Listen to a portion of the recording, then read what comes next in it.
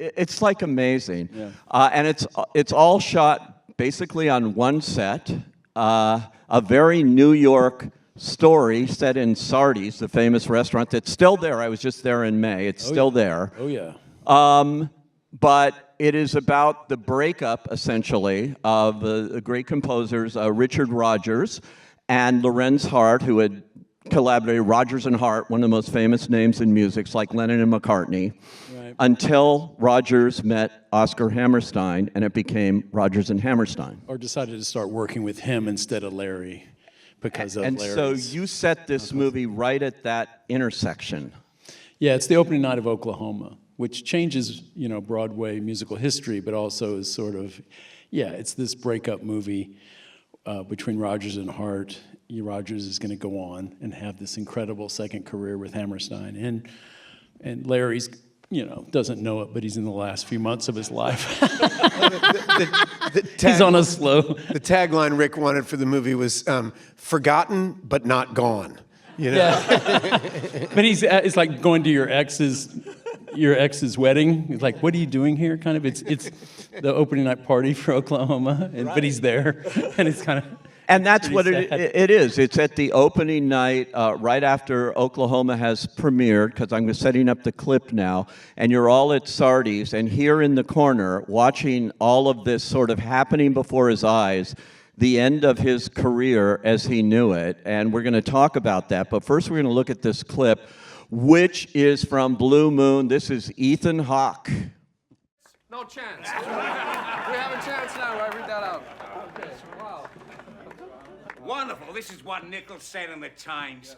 Wonderful is the nearest adjective. For this excursion of the Guild combines a fresh and infectious gaiety, a charm of manner, beautiful acting, dancing, and singing, and a score by Richard Rodgers, which doesn't do any harm either, since it is one of his best.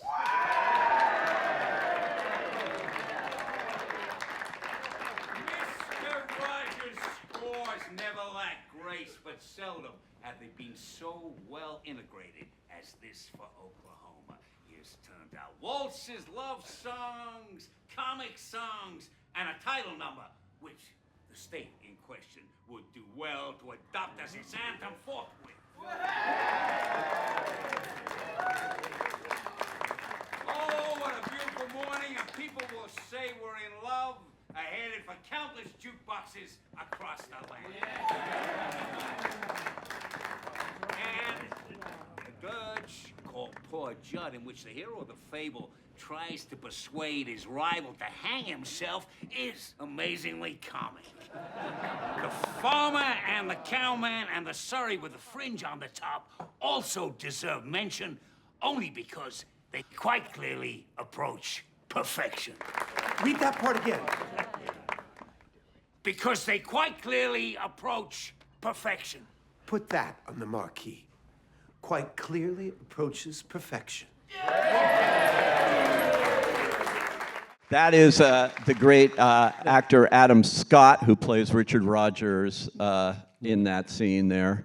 That's an interesting clip because it's really the only section of the movie where he's not just talking constantly. Where he's not talking. This is the only 2 minutes of the whole movie where I don't shut up. Oh yeah, where I'm not. Ethan's not just I mean, Ethan, this is nonstop dialogue. This is like a challenging role for any actor to do, but you shot this movie in 15 days. You can that's only because, we've done this a lot, and I know Ethan and Andrew and everybody involved in this. They had a lot of theater experience. We rehearsed a lot, so we could just peel off like 7 pages in one take. I have 2 cameras, and that was kind of all choreographed around what I knew they could do. We shot in 15 days, and it's like a little bit like being shot from a cannon, but we thought about it for 10 years. Yeah. You prep how the cannon's going to work. Okay, with the gunpowder there, it's going to, Yeah. With any Rick Linklater project, you can always count on 10 years of prep time. We're working on a thing right now. It'll come out in 2050. Yeah. That's not a joke. He's doing Merrily We Roll Along in real time as they age. And, what's your release date on that? I think we're the hot film of 2040. Yeah, I think we're going to be 20 what? 40. 2040. Wow. Yeah, maybe 39, something like that. We're a third of the way through. Yeah, it's amazing. But this is a remarkable performance, and you saw what he looked like here, not only with the comb over and the change completely into Larry Hart, but also you're so short in this movie. You say that so judgmentally. What's wrong with being short? I mean, you know, yeah. No, Larry Hart was not a big man, and it was part of his wonderful contradictions that I loved, which is that he was the smallest person in pretty much any room, and also the biggest person. I mean, he kind of felt like if he didn't talk, if he wasn't smart, if he wasn't funny, if he wasn't insightful, no one would see him or pay attention to him. You know, and so it was this driving force for him. What I love on the credits, by the way, there's a height consultant. No, it's a height wizard. Height wizard. Yeah. That actually you guys had to work with here. I want to give it up to Ethan on this, though. You know, when actors put on a lot of weight or lose weight, they get all this credit for a part. No one ever gets the credit for losing height. Yeah. Ethan's about 6 feet tall. Yeah. In this movie, he's like 5. He took it off, and then you gained it back. My head and I lost a foot. But it came back. It came back. I saw you 6 months later. It was all back. It's amazing. You know, it's kind of, I love these kind of movies that are, it's a challenging movie as a director, and we know your films and we love your films, but you managed to make something that could be like a staged kind of thing, very cinematic. Yeah, it's one room, so people say, oh, that's a play. And we never thought of it like that. It was always a cinematic piece. It's a challenge. But, you know, think of it. You're in a room. It's not just one room. It's Sardi's, you know, and there's a party going on here. There's a bar there. There's a lot of room. So we just kind of, it was fun to choreograph it in that space.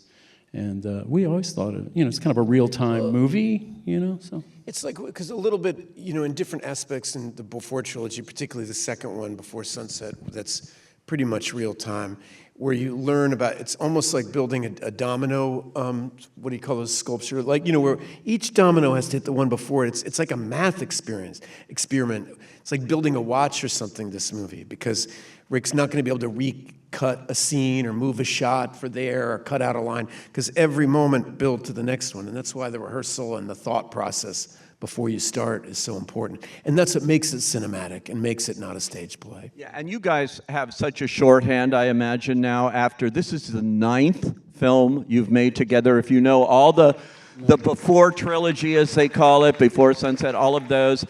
Boyhood, brilliant. Well, part of what happens there is Rick's really learned, he just has to agree with everything I say, and then things go really well for him.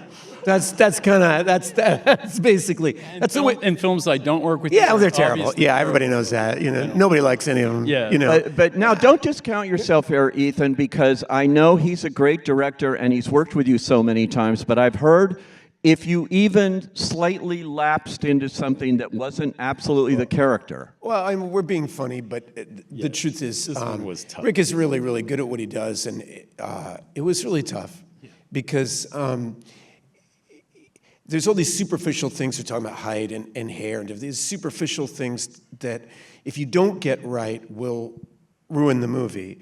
But ultimately, they need to be in service of Larry and this character. The movie's doing a huge, intimate portrait of a person who's a really pivotal person in American history and American arts. And Rick needed me to disappear. It needed to be Larry. And because he's spent so much time directing me, he knows every tick that I have, and he didn't want to see one of them, which was incredibly difficult for me. I was a nag. You did that thing. Yeah, I would finish a big take, and I'd look at Bobby and be like, "Great one," you know.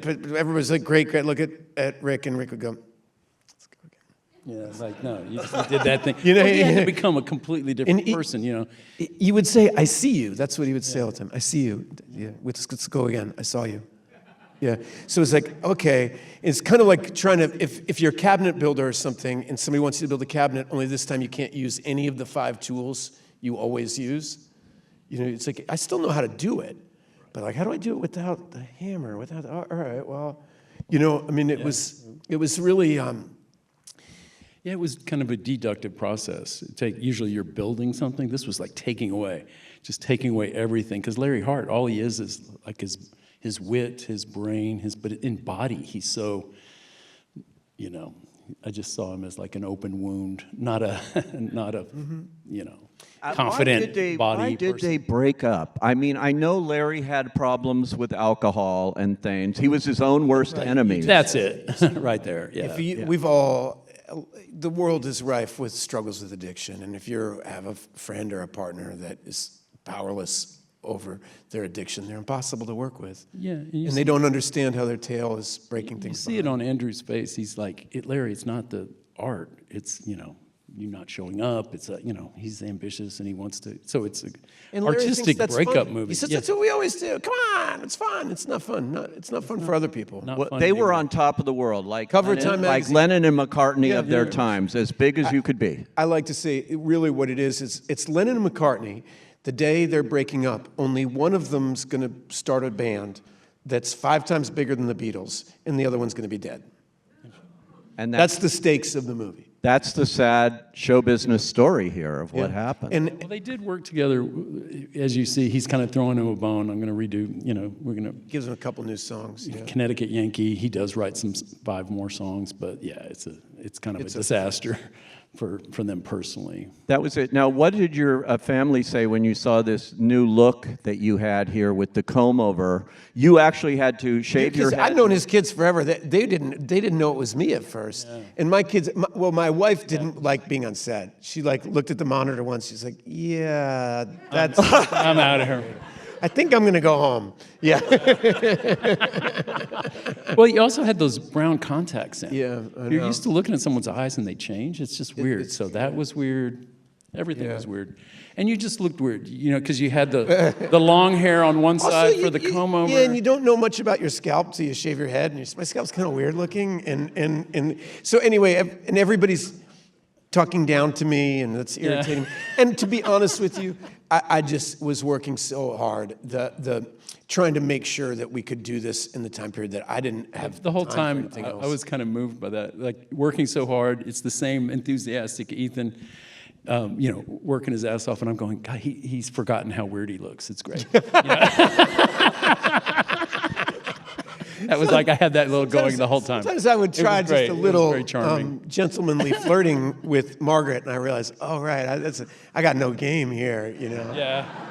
That's, you know, that is, you mentioned Margaret, the wonderful Margaret Qualley. she's She's an wonderful. amazing actor. Who's a character here that is sort of, at least physically, made up. I mean, it's based on letters that were found that you shared with this woman, this kind of mystery woman and things. And then Margaret represents her physically and everything else. And in terms of the sexuality, maybe he was gay, maybe he wasn't. He had these relationships. Well, he definitely wasn't heterosexual. No. You know, I mean, that's for sure. Robert Capello is a brilliant screenwriter who wrote the script, who were really in debt. It was so much, we're talking about all these lines that I had to learn, and it's an unbelievable amount of verbiage. But learning the lines were so good. I would just sit there and giggle myself, and God, this is brilliant. And you want to get it exactly right because the turn of phrase was perfect. Yeah, it's like a Larry Hart lyric. The whole Yeah, movie the is whole like a Rodgers and Hart exactly. song, But the thing about Robert had found these letters, and he was so intrigued that this man who's famously gay, and he did propose to women. He did have a fantasy of being able to carry himself off in what the 40s would be considered normal. He wanted, and he loved women, you know. But it was fascinating that he would have this pen pal relationship that seems like love letters, even around this time. And to me, it's very moving because he's distracting himself with this unbelievable pain of losing his partner. His whole identity is wrapped up in Rodgers and Hart. This is who, he's not Lorenz Hart, he's Rodgers and Hart. And Rodgers is leaving him. And Rodgers was a genius too. I mean, they were both magnificent. Hart was never going to find anybody else. He knew that, like that. And he's going to lose this man. It's his best friend, his closest collaborator. His whole identity is wrapped up in it. And he can't think about it. So it's kind of like somebody who self-cuts, you know, is you can't think about the real trauma of what's hurting you psychologically. So you create some small pain that you can control. And that's Larry and Elizabeth. You know, he's not in love with her the way a lot of lovers. It's a fantasy. It's a fantasy he it's- loves. And she's so good in this film. Adam Scott is so good. And you know who else is? Bobby Cannavale. Bobby. Yeah. Who's the quintessential New York. I know. Years bartender. ago, as we were developing this, we were like, we gotta get. Wouldn't that be cool if Cannavale could play Eddie? I flat out begged him. You remember, I took him for a walk, and I took him for a walk, and I just said, "We need you." Yeah, you know? he's such a great teammate. He can take you to the championship game for sure. And he Gave it that real taste. It wasn't just Yeah, his he's such a performance. good actor. He's so good. He's so rock solid, and Rick just said. He's really interested in team dynamics and how to build the chemistry of an ensemble and what that means. And he's a leader on set. You know. Exactly. Well, it's a remarkable movie you must see because you're in for a real treat here and a real experience watching a great performance here. Thank you, From everybody. Ethan Hawke Thanks, and Steve. Rick Linklater. Nice talking with Thanks you. so Anyway, much. Thank you, guys. Thank you.